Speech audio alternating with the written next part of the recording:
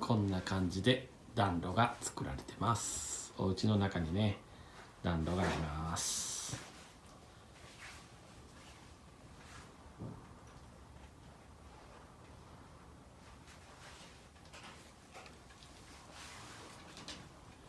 ちなみにちょっとこう引くとこんな感じでね、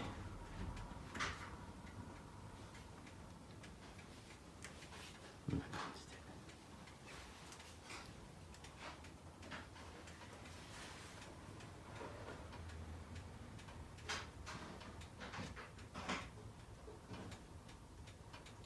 ではい、暖炉も備わってます。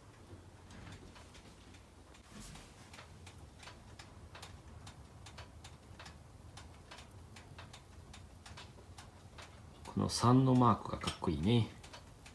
後ろはね壁にちょっとトタンを貼ってます。わざと古めかしく。ちょっと暗いかな。これ煙突は二重煙突です。二重煙突のはね安全でいいみたいですよ。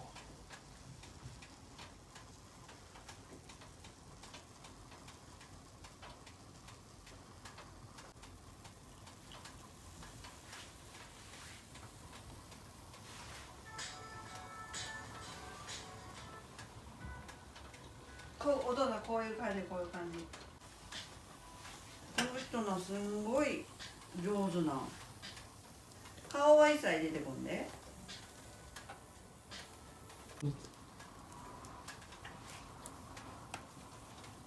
はい、暖炉です。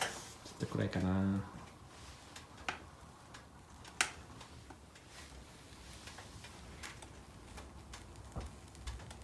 こんな刻印がしてあります。さあここを取っていきましょう。はい、燃えてます。あったかいです。